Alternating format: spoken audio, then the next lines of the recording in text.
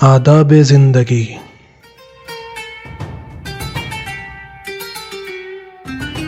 آداب خانیداری، سفر کے احکام، لباس کے آداب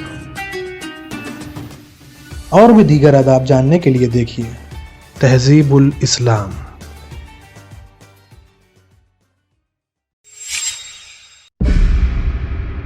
اعوذ باللہ من الشیطان الرجیم، بسم اللہ الرحمن الرحیم۔ ناظرین کرام، السلام علیکم۔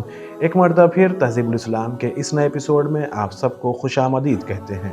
آج کے اس ایپیسوڈ میں گھر میں عبادت کرنے کے آداب کے بارے میں جانیں گے۔ صحیح حدیث میں حضرت امام جعفر صادق علیہ السلام سے منقول ہے کہ حضرت امیر المومنین علیہ السلام نے اپنے مکان میں حجرہ مقرر فرمایا تھا، جس میں سوائے ایک فرش، ایک قرآن مجید اور ایک تلوار کے کوئی چیز نہ تھی۔ اسی حجرے میں آپ نماز پڑھا کرتے تھے۔ دوسری موثق حدیث میں فرمایا کہ حضرت امیر المومنین علیہ السلام نے اپنے مکان میں نماز کے لیے ایک حجرہ مقرر فرمایا تھا، جو نہ بہت چھوٹا تھا نہ بہت بڑا۔ جب رات ہوتی تو آپ اپنی جا نماز اس میں لے جاتے اور نماز پڑھا کرتے تھے۔ ایک اور معتبر حدیث میں منقول ہے کہ ان حضرت نے مسمع کو لکھا کہ مجھے تمہارے لیے یہ بات پسند ہے کہ اپنے گھر میں ایک جگہ نماز پڑھنے کی مقرر کرو اور 2 مٹے اور پرانے کپڑے پہن کر اس جگہ جاؤ اور خدا سے یہ سوال کرو کہ مجھے آتش جہنم سے آزاد کر اور بہشت میں داخل کر، اور کوئی دعا خلاف شرع نہ مانگو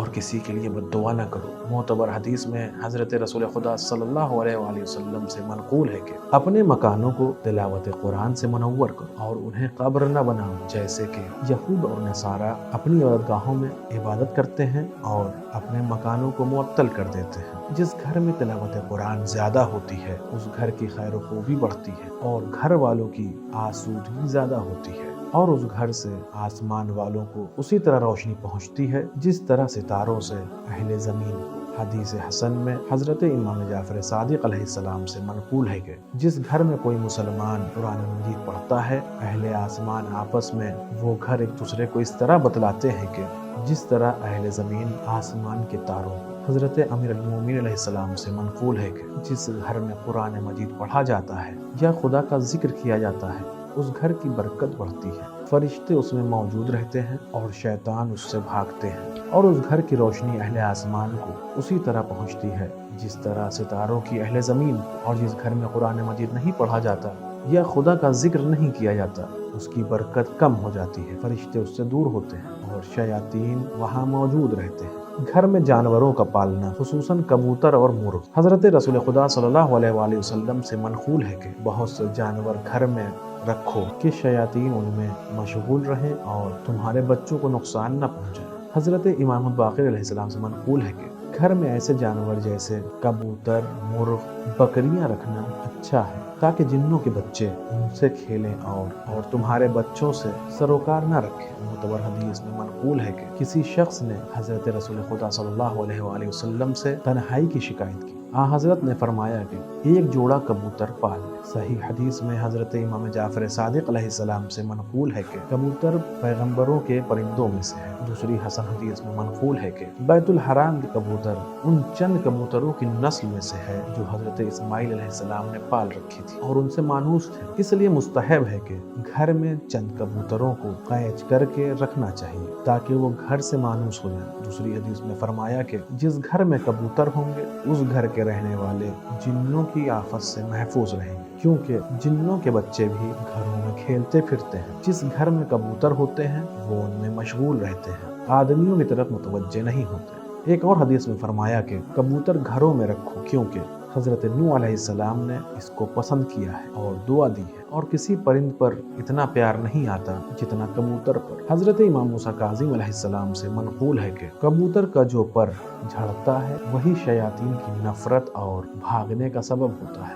دوسری روایت میں داؤد ابن فرقس سے منقول ہے کہ میں نے حضرت صادق علیہ السلام کے گھر میں رامی کبوتر دیکھا جو بہت بولتا تھا۔ حضرت نے فرمایا تو جانتا ہے یہ کبوتر کیا کہتا ہے؟ میں نے عرض کی نہیں۔ فرمایا کہ یہ قاتلان امام حسین پر لعنت کرتا ہے، تم بھی اس قسم کے کبوتر پالو۔ दूसरी हदीस में रावी ये रिवायत चश्मदीद मनकूल है कि वो हजरत कबूतरों के लिए जो आपके घर पले हुए थे रोटी के टुकड़े तोड़ रहे थे। एक और हदीस में अब्दुल करीम से मनकूल है कि मैं उन हजरत के दौलत सरा पर गया था, देखा कि 3 सब्ज कबूतर मौजूद हैं। मैंने अर्ज की कि ये तो घर मैला करते हैं। फरमाया कि इनका घर में रखना मुस्तहब है। दूसरी हदीस में फरमाया कि हजरत अमीरुल मोमिनीन अलैहिस्सलाम के ज़माने में एक कुआं खोदा गया था। लोगों ने उन हजरत को खबर दी कि जिन इस कुएं में पत्थर फेंकते हैं। हजरत तशरीफ लाए और उस कुएं की जगत पर खड़े होकर फरमाया कि इस शरारत से बाज आओ वरना मैं यहाँ कबूतरों को आबाद करूँगा। फिर फरमाया कि कबूतरों के परों के आवाज़ से शयातीन दफ होते हैं। मोहम्मद इब्न करामा से मनकूल है कि हज़रत इमाम मूसा काज़िम अलैहिस्सलाम की खिदमत में गया, देखा कि हज़रत की दौलत सरा में एक जोड़ा कबूतर का है जिनमें नर का रंग सब्ज है और उस पर सफ़ेद नुक्ते हैं और मादे का रंग सियाह है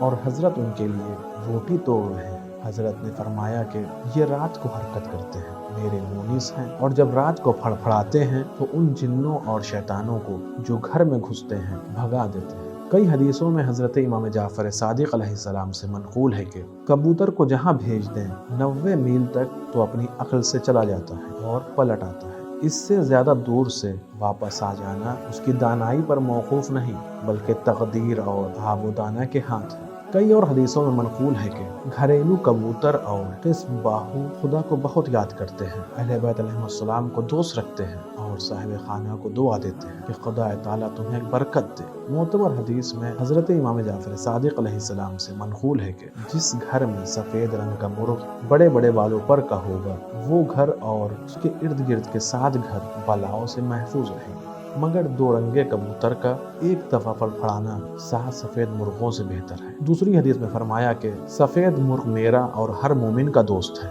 हज़रत इमाम मूसा काज़िम अलैहिस्सलाम से मनक़ूल है कि मुर्ग में 5 खसलतें पैगम्बरों की हैं। अव्वल सखावत, दूसरे शुजाअत, तीसरे नमाज का वक्त पहचानना, चौथे कसरत जिमा, 5वें गैरत। हज़रत अमीरुल मोमिनीन अलैहिस्सलाम से मनक़ूल है कि मुर्ग का बांग देना उसकी नमाज है और फड़फड़ाना रुकू व सुजूद। हज़रत रसूल खुदा सल्लल्लाहु अलैहि वसल्लम से मनक़ूल है कि मुर्ग को गाली मत दो कि वो लोगों को नमाज के लिए जगाता है। आज के इस एपिसोड में बस इतना ही। इंशाअल्लाह अगले एपिसोड में फिर मुलाकात होगी। तब तक के लिए शुक्रिया। खुदा हाफिज़। सिदरतुल मुंतहा।